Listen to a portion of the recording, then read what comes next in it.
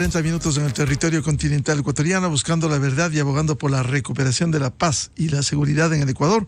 Queremos saludar a la doctora María Paula Romo, exministra de Gobierno. Le invitamos a un diálogo para hacer un análisis de la coyuntura política ecuatoriana, cómo ve el panorama legislativo, un bloque importantísimo de Construye, la segunda fuerza, aun cuando han salido al menos 3 que se anunciara durante las últimas horas y que se han enrolado a un bloque que junto con Sociedad Patriótica. ¿Cómo ve este panorama en la coyuntura política, doctora María Paula Romo? Muy buen día. Muy buenos días, Miguel. Qué gusto saludarlo. Tal vez antes de entrar en materia, no sé si alguien de su equipo de tecnología nos puede ayudar, porque no los estoy viendo en la cabina y en realidad me gustaría poder verlos en la conversación, poder verlo mientras hablamos. Muchas gracias por la invitación. En verdad, lo que se avisora es un periodo corto para un momento muy complejo y un periodo en el que va a ser importante. Ahora lo veo. Muchas gracias, Miguel. Le decía que lo que se avisora es un periodo de definiciones muy importantes, un periodo corto, pero en donde hay cosas muy importantes en juego. Y efectivamente, lo que suceda en la Asamblea Nacional, la manera en la que se conforme la mayoría de la Asamblea Nacional, a quien se le entregue la conducción de la Asamblea Nacional, no solamente en lo personal, sino como fuerza política, será un asunto que defina los próximos meses y en realidad las capacidades de gestión del gobierno. Nosotros, lo digo como parte de Construye, tenemos una agenda legislativa, una agenda que fue presentada durante toda la campaña, muy enfocada en el tema de seguridad. En nuestra opinión, ese es un tema medular que si no lo enfrentamos es muy difícil resolver los otros asuntos, y en esa agenda nos concentraremos a lo largo de los próximos meses. Agenda legislativa importante para este año y medio desde la Asamblea Nacional. Por cierto, también se ha dicho con líneas rojas. Una de ellas, no juntarse con quienes buscan impunidad y no han demostrado ante el país y el mundo. Efectivamente, esa es una de nuestras líneas, esa es una de nuestras definiciones respecto de la Asamblea Nacional y de nuestro espacio en la Asamblea Nacional. ¿Cuál es la posición? Es que si no se enfrentan las mafias y sus aliados políticos, no hay salida para el país. Si es que no enfrentamos las agendas de impunidad, no hay futuro posible. En los grandes crímenes, en los pequeños crímenes, la impunidad está destrozando al país. Desde este punto de vista, no es posible entregarle poder a quien tiene esas conexiones o a quien tiene esa agenda. Esa es nuestra opinión, no hemos puesto ninguna condición sobre la mesa, simplemente creemos que se debe constituir en la Asamblea Nacional una fuerza, una mayoría para la conducción de la Asamblea Nacional en donde no esté en duda una agenda así de clara respecto de los temas de seguridad y de impunidad. Es decir, una agenda legislativa que se puede llegar a acuerdos con todos los sectores, menos con quienes públicamente siguen abogando por la impunidad y la revisión de sentencias. Exactamente, Miguel, exactamente. Y no es un asunto que tenga que ver pues con cada uno de los temas. Todavía hay muchas cosas que no están en discusión. Ojalá que una ley de extinción de dominio, ojalá que una ley para combatir el crimen organizado, que una ley de inteligencia, de contrainteligencia, ojalá se lograran aprobar por unanimidad en la Asamblea Nacional. No es que vamos a oponernos a que una iniciativa de ese tipo tenga el más amplio respaldo, pero sí hemos sido claros en que en este momento de definiciones, cuando se va a marcar la agenda de la Asamblea, cuando se van a elegir las autoridades, cuando se van a conformar las comisiones, en nuestra opinión, nuestra posición es que no seremos parte de una mayoría legislativa que le entregue ese poder al correísmo, a una fuerza política que es contraria a estos temas que creemos que hay que resolver en el país. En ese sentido, si se abre el espectro para los otros sectores, ¿con el gobierno ha habido quizás algún contacto a fin de delinear una agenda legislativa? En la bancada de Construye estamos trabajando en la preparación de las leyes, de las iniciativas propias del movimiento. Los coordinadores de la bancada, que han sido elegidos por los legisladores, que son Patricio Carrillo, Camilo Salinas, asambleísta nacional y asambleísta por la provincia de Los Ríos, han abierto ya canales de diálogo y conversación con todas las fuerzas políticas democráticas que van a estar representadas en la Asamblea Nacional. En un primer momento, para establecer los puentes, no creo que las conversaciones estén más allá. No se han discutido nombres, se han discutido conceptos y, por supuesto, las leyes no se están discutiendo entre bancadas todavía, sino preparando las iniciativas. Será un periodo corto, pero es cuestión de una semana de los resultados. Es realmente muy poco el tiempo que ha transcurrido, así que lo primero es el marco general de la actuación que cada una de esas fuerzas tendrá en la Asamblea.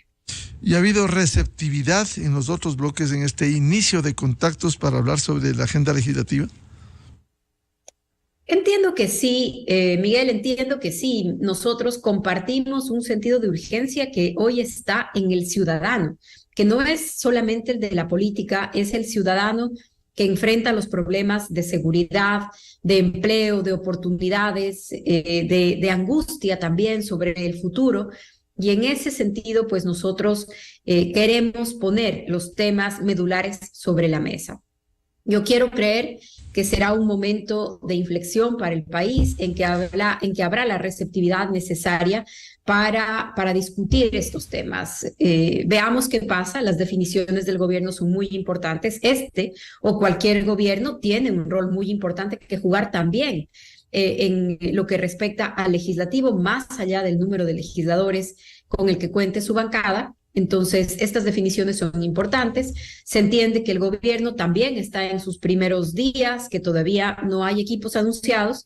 Por ahora nos mantenemos trabajando internamente en aquellas iniciativas que presentaremos y a la expectativa de las definiciones de los otros sectores. Urgencia, dice usted, ¿sobre qué temas a resolver y en el que debiera haber acuerdos? El tema de seguridad, Miguel, y regreso a esto, el país necesita reflexionar, repensar cuál es su código de convivencia. No puede seguir existiendo la impunidad que hoy tenemos. Justamente el fin de semana, en una reunión con la bancada, tuvimos la suerte de examinar el último informe del Observatorio sobre Crimen Organizado en el Ecuador. Hace 2 años, en los casos de lavado de activos, por ponerle un ejemplo, 3 de cada 10 casos recibían sentencia. Hoy, solamente 1 de cada 10. La impunidad en lavado de activos, la impunidad en asesinatos, la impunidad en sicariatos, dan la imagen, dan la impresión que ya no es solamente un asunto de mensaje, es el asunto de fondo, es lo que está sucediendo. Y es que la mayor parte de estos crímenes, por no decir todos, quedan sin consecuencias. Esto es gravísimo para una sociedad. Es gravísimo para una democracia, es gravísimo para la convivencia pacífica de la sociedad. Entonces, que esto tenga relación con reformas en las investigaciones, en el funcionamiento de la Administración de Justicia, en la necesaria depuración de policía, Fuerzas Armadas, fiscales, jueces, porque el crimen organizado lamentablemente coopta a los organismos estatales y a veces no solamente los estatales, la sociedad civil, medios que se convierten en cajas de resonancia de sus agendas de impunidad. Entonces, todo esto tiene que ser discutido. Hay alternativas, siempre hay alternativas. Hay que buscarlas, hay que mirar otros ejemplos, hay que mirar otros casos. El tema de la extinción de dominio, que también ha sido central en la agenda de la campaña de Construye, va a estar sobre la mesa en una reforma legal que permita atacar en el corazón del funcionamiento de las actividades criminales, que son las economías criminales, el financiamiento de las organizaciones criminales. Este tipo de cosas son en las que estamos trabajando y, por supuesto, también cada uno de los legisladores en temas más propios de un sector, de un área, de una provincia, para tratar de armar con eso un rompecabezas de trabajo responsable en el próximo legislativo. Parte de la agenda, María Paula, será también el esclarecimiento total del execrable asesinato de Fernando Villavicencio. Gracias, Miguel, por topar este tema. Realmente para nosotros es muy importante, pero no solo como fuerza política que presentamos como candidato a Fernando Villavicencio. Este no es un tema relevante solamente para Construye, es un tema relevante para el país. Nuevamente, en el concepto de impunidad, si un crimen de esta magnitud, de este perfil, queda impune, si no hay consecuencias para algo tan grave, tan delicado, que realmente ha conmovido a la región entera, si no hay consecuencias para eso, el mensaje será que para los otros casos, menos todavía, se puede contar con el funcionamiento del sistema. Entonces, porque la familia, porque la organización política, porque sus amigos, porque sus seguidores, sus electores, pero todo el país exige verdad y justicia en este caso. Por supuesto, el trabajo principal es el trabajo de la Administración de Justicia. Fiscalía y jueces son los principales responsables de esclarecer este tema, pero la bancada de Construye planteará la creación de una comisión especializada que le pueda dar seguimiento. No pretende revisar la actuación judicial, esto no nos corresponde, pero darle seguimiento al caso, impedir que caiga en el olvido, por supuesto que sí, y es una tarea que vamos a impulsar en la Asamblea Nacional y que creo que contará con un respaldo muy grande de otros sectores políticos. Doctora María Paula Romo, ¿qué significado tiene para usted la salida de 3 asambleístas del bloque que inicialmente llegaran, en este caso con alianza con el denominado Movimiento Gente Buena? Sí, Miguel, permítame repetir un poco las matemáticas que veo que en algunas notas se hicieron el día de ayer. El Movimiento Construye obtuvo en las elecciones, en la primera vuelta de las elecciones, 31 curules. De estas 31 curules, nosotros como movimiento anunciamos que contábamos con una bancada de 30 integrantes. En ningún momento incluimos en esta contabilidad o en la bancada a la señora García, que desde ya el periodo final de la campaña se separó de la bancada y se separó de la alianza. Como ustedes conocen, porque el país entero pudo ser testigo de esto, luego del asesinato de Fernando Villavicencio se provocó una fuerte tensión, sobre todo porque hubo personas que pretendían ser candidatos. En particular, el señor Ortega buscó reemplazar a Fernando Villavicencio en la papeleta y esto provocó una serie de fricciones con quienes se sintieron cercanos a esa lógica. Por eso, desde el primer momento, pues nosotros no contamos como parte de la bancada a la señora García. Esto no ha sucedido ayer, esto no ha sucedido en los últimos días, sucedió incluso antes de la votación. Por eso, cuando contabilizamos, cuando anunciamos nuestros resultados, ya no incluimos a la candidata en ese entonces como parte de la bancada. Luego, cuando el Consejo Nacional Electoral anuló ilegalmente las elecciones de primera vuelta, entonces pasamos de tener 30 legisladores electos a tener 27 legisladores electos. Después de que se repiten las elecciones en el exterior, de esas 3 curules perdemos 2, mantenemos una, la asambleísta por América Latina, y ya no tenemos 27, sino que tenemos 28 legisladores como parte de la bancada. Hace pocos días, 2 legisladores de estos 28 que pertenecen a la organización Gente Buena, 2 legisladores de estos 28 asistieron a la reunión de otra bancada. Asistieron a la reunión de la bancada que se está conformando, entiendo yo, entre Actuemos, Sociedad Patriótica y otras fuerzas políticas que no alcanzaron el número de curules necesarias para conformar su propia bancada. 2 legisladores entonces, que pertenecen a la organización Gente Buena, asistieron a estas reuniones y eso ha provocado la nota que vimos en la prensa en los últimos días. Serán ellos en última instancia quienes tengan que responder con la mayor claridad en dónde se sienten identificados o qué bancada van a conformar, pero yo quiero decir que, por supuesto, luego del asesinato de un candidato presidencial, dentro de una organización, dentro de una campaña, se provocan muchas cosas. Lo principal que sucedió fue mayor compromiso, mayor unión, mayor firmeza en los propósitos. Siempre hay excepciones, por supuesto, también hay excepciones y habrá que ver ya en los próximos días cómo queda esa definición. Pero en realidad la bancada con la que cuenta el movimiento, la alianza originaria, es una bancada importante, significativa en cantidad y en calidad y vamos a seguir trabajando para lograr el mejor resultado. Dado el número de asambleístas que tendrá 26 finalmente construye, ¿tendrían aspiración de dirigir la Asamblea Nacional? Les corresponde al menos el puesto en el CAL, legalmente, pero ¿aspirarían a dirigir la Asamblea?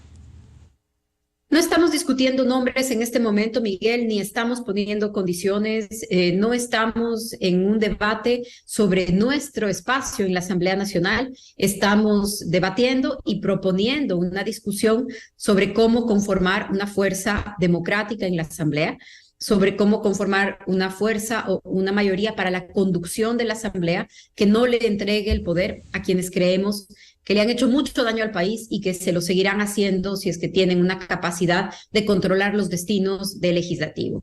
Esto es en lo que estamos por el momento. No hemos puesto, como le digo, ninguna condición o ningún nombre sobre la mesa, sino un concepto y esperamos que en esa conformación la Asamblea pueda lograr su mejor resultado. Y el caso del general Patricio Carrillo, uno de los más votados a nivel nacional, ¿les preocupa el anuncio que aisladamente han hecho desde la Revolución Ciudadana de que él no debiera incorporarse a la Asamblea, sin diferenciar que una cosa es cargo público y otra cosa por elección popular? Por favor. Exactamente, Miguel, usted ha hecho la diferencia que corresponde en este caso.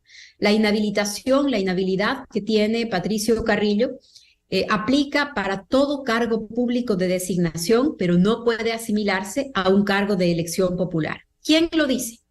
Lo dijo el Consejo Nacional Electoral cuando el correísmo impugnó la candidatura de Carrillo. Lo dijo el Tribunal Contencioso Electoral cuando el correísmo impugnó la inscripción de Patricio Carrillo. Lo dijo un juez constitucional hace 3 semanas después de la elección, cuando el correísmo pidió una acción de protección para desconocer los casi 2 millones de votos que tiene el asambleísta Patricio Carrillo. Y además, lo dijo la Corte Interamericana de Derechos Humanos en la sentencia López Mendoza versus Venezuela y en la sentencia Petro versus Colombia. Entonces, lo que estamos diciendo ahora no es un argumento ni de Construye, ni del asambleísta Carrillo, ni una opinión de Miguel Rivadeneira, es lo que los jueces en el nivel interamericano han dicho, lo que los jueces en el Ecuador han repetido. Sin embargo, de esto, de que tenemos de nuestro lado la razón, el derecho, la justicia, casi 2 millones de votos para el asambleísta Carrillo. Sin embargo, de esto, sabemos que el correísmo seguirá intentando, seguirá incidentando, no solamente la candidatura de Patricio Carrillo, sino la agenda del movimiento Construye. Fueron capaces, Miguel, fueron capaces de algo tan ruin como en mitad de la campaña electoral, cuando había sido asesinado nuestro candidato, impugnaron la inscripción de Cristian Zurita para reemplazar a Fernando 2 días antes de la elección, 2 días antes del silencio electoral en la papeleta. Hicieron algo tan ruin y tan bajo que ya nada nos sorprende y sabemos que seguirán boicoteando no solamente los nombres de Construye, sino sobre todo la agenda que tiene el movimiento sobre los temas de seguridad y de impunidad. Quizás tiene su explicación, doctora María Paula Romo. Fernando Villavicencio fue implacable con la corrupción, con los corruptos, y lo señaló directamente, que le llevó a amenazas. Aquí lo dijo en más de una ocasión Fernando, las amenazas que desde ese sector lo hicieron, y no tuvieron empacho en seguir con sus cuestionamientos en este sentido. Así fue, Miguel, así fue y así sigue, así continúa. Miremos lo que está sucediendo en estos mismos días en ese sector político, más allá de las implicaciones personales de lo que estamos viendo en esta telenovela de denuncias, de contradenuncias. Creo que lo que llama mucho la atención, lo que debe llamarnos la atención, es que estamos mirando una dinámica de comportamiento de violencia, de intimidación, de grabación de llamadas, de denuncia, de utilización de la justicia, de personas que temen por su vida a raíz de esas enemistades, internamente. Claro, entre ellos se acusan. Enemistades internas. Entre ellos se acusan. Y entre ellos se acusan y entre ellos anuncian el temor que esas acusaciones les provoca por su vida. Eso es lo que deberíamos estar leyendo más allá de lo que sobre los papeles, sobre las denuncias, etcétera, sucede. La lectura más importante, ya que tiene implicaciones para el país, es este tipo de dinámica y este tipo de comportamiento. Por eso nuestra posición de que a una fuerza política, a un sector, a un grupo de personas con este comportamiento no se le debería entregar la conducción de los destinos del país. Bien, ¿y cómo mira la doctora María Paula Romo al nuevo gobierno? Periodo de transición, periodo corto, año y medio, en donde deberá optimizarse el tiempo desde el primer día del mandato para aprobar las grandes demandas de los ecuatorianos. Con una mezcla de expectativa y de deseo de que tenga éxito, Miguel. Si es que le va bien al gobierno, pues le tiene que ir bien al país. Así que nosotros esperamos que el gobierno pueda lograr los objetivos que el país necesita. Y tenemos también una expectativa sobre las definiciones que el gobierno seguramente anunciará en los próximos días. Han transcurrido apenas unas pocas jornadas desde la elección, así que todavía es un compás de espera, es una expectativa para saber qué es lo que el gobierno anuncia sobre sus posiciones políticas, sobre sus propuestas para los temas más importantes, sobre su equipo de gobierno. Y en ese sentido, pues estamos pendientes, pero en este momento los anuncios le corresponden al gobierno. ¿No ha habido contactos todavía para hablar de la agenda legislativa? Entiendo que no, Miguel, pero los coordinadores de la bancada, que son Patricio Carrillo, Camilo Salinas, han tenido contacto con los legisladores de todas las fuerzas políticas, incluida la bancada de gobierno.